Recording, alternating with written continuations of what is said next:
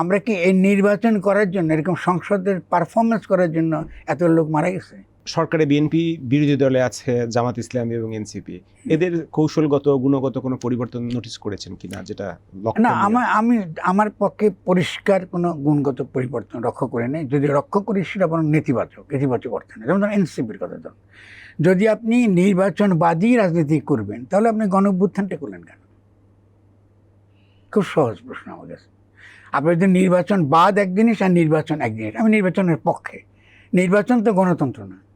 নির্বাচন তো গণতন্ত্র থাকলে গণতন্ত্র চর্চার একটা পদ্ধতি, একটা উপায় মাত্র।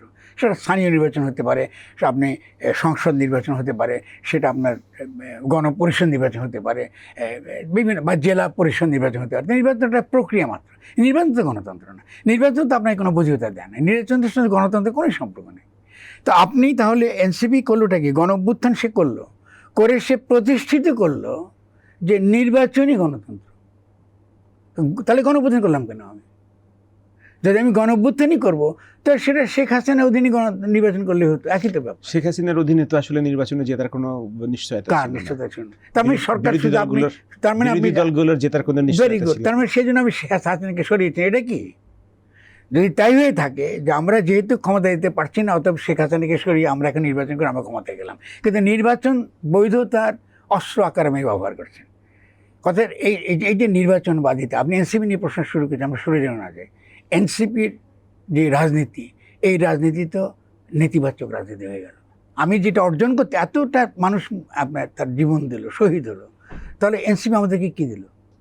একটা নির্বাচন। এনসিপি আমাদেরকে বিএনপির কথা বলিনি, বিরোধী দল জামাত ইসলাম এটা তো পরে, বিরোধী দল প্রশ্ন পরে গণ অভ্যুত্থানের যে নেতৃত্ব, যার উপর জনগণ আস্থা রেখে এই যে আপনি সাইদ থেকে আরম্ভ করে মুগ্ধ থেকে আরম্ভ করে তারা যে জীবন দিল, তো আমি এনসিপিকে প্রশ্ন করি ওদের কাছে তোমরা জবাবদিহি কী করবে? ওদের কাছে একটা জবাব দিতে হবে। আমরা কি এই নির্বাচন করার জন্য, এরকম সংসদের পারফরমেন্স করার জন্য এত লোক মারা গেছে?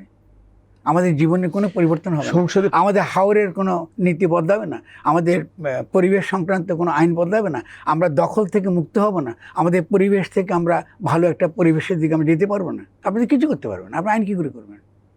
কারণ আইন করতে গেলেই তো যারা ক্ষমতায় আছে, যারা এখন সংসদে আইন প্রণয়নের জন্য যাদেরকে বসিয়েছেন, ওরা তো ব্যবসায়ীর স্বার্থে তারা করবে, জনগণের স্বার্থে তারা কিছু করবে না।